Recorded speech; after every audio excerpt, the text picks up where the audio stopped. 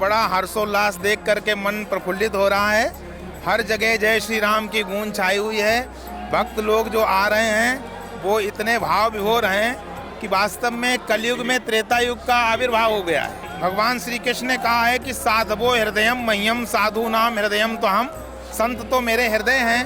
आपने अपने ललाट पे जो त्रिपुंड तिलक लगाया है, मैं सबसे पहले जानता हूँ तिलक क्यों जरूरी है, किस विधि से लगाया जाता है? वैष्णवा नाम यथा शंभु, वैष्णवों में सर्वोपरि कौन है? भगवान शंकर है। सनातन धर्म का मतलब है सनातनस्य धर्मः इति सनातन धर्मः। जो सनातन परमात्मा है, जिस परमात्मा के द्वारा चलाया हुआ जो धर्म है, जो एक विधान है, उसको सनातन धर्म कहते हैं। कि बैर न कर काहू सन कोई, राम प्रताप विषमता खोई। राम राज्य में जैसे सारी विषमताएं, सारे बैर दूर हो गए और सभी समत्व में, समत्वम योग उच्चते, प्रेम के भाव में, समत्व के भाव में रहने लगे। जी, मैं वृंदावन धाम से अध्यात्म गुरु महामंडलेश्वर स्वामी कृष्ण जी महाराज यहाँ अयोध्या धाम में आए हुए हैं। माननीय चंपत राय जी के द्वारा हम लोगों को विशेष रूप से आमंत्रित किया गया है प्राण प्रतिष्ठा समारोह में, और बड़ा हर्षोल्लास देख करके मन प्रफुल्लित हो रहा है। हर जगह जय श्री राम की गूंज छाई हुई है। भक्त लोग जो आ रहे हैं वो इतने भाव विभोर हैं कि वास्तव में कलयुग में त्रेता युग का आविर्भाव हो गया है। क्या बात है।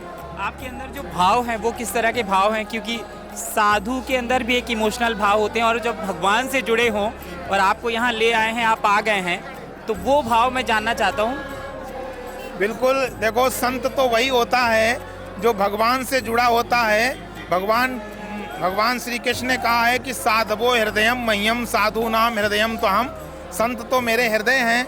तो बहुत ही हर्षोल्लास, अंदर से एक उमंग है। जैसे लगता है कि अयोध्या धाम की रज की कण कण में लौट जाएं। यहाँ के भक्तों के अंदर भी राम जी के दर्शन हो रहे हैं। इतना ये अयोध्या नगरी जो सुसुप्तावस्था में पड़ी हुई थी, यहाँ पर इसको जागृत कर दिया गया है। और कलयुग में त्रेता युग का जो है आविर्भाव हो गया है, प्रत्यक्षीकरण हो गया है। सब लोग अनुभूति कर रहे हैं कि अब एक कलयुग में त्रेता युग आ गया है और हमारे राम जी सीता जी के सहित विराजमान होने जा रहे हैं।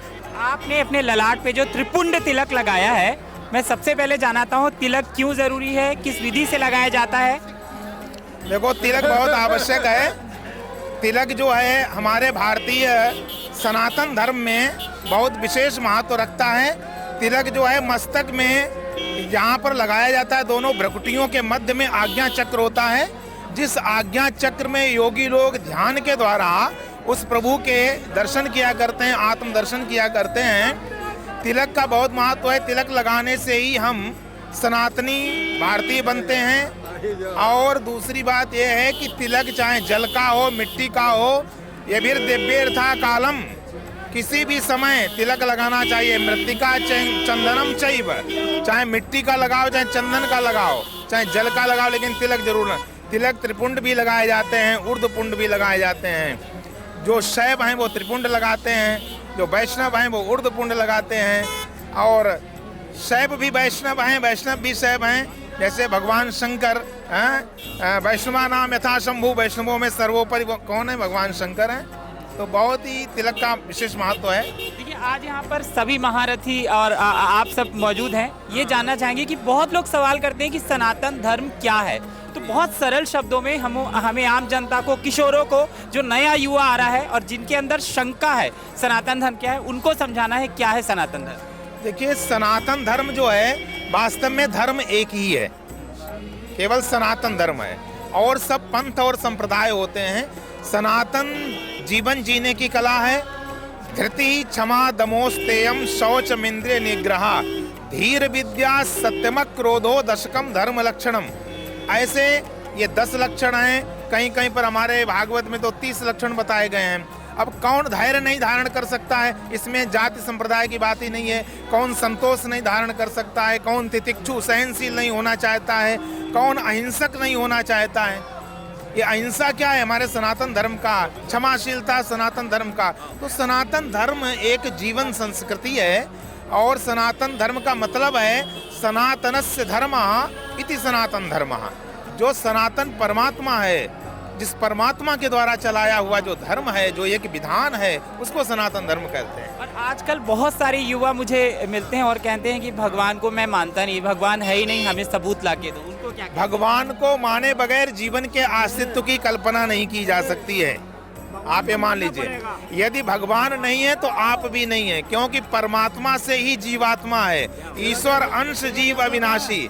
जो लोग कहते हैं कि मैं भगवान को नहीं मानता हूँ, वो व्यक्ति अपने आप को भी नहीं मानता है। जो परमात्मा को नहीं जानता है वो जीवात्मा को भी नहीं जानता है। इसलिए भगवान को मानना ही पड़ेगा। बोलो जय श्री राम। घर पे जो स्त्रियां होती हैं, जो सौभाग्यशाली स्त्रियां होती हैं, एक मंत्र उनके लिए, एक मंत्र किशोरों के लिए, जो नया युवा है मंत्र उच्चारण कर सकता है उनके लिए।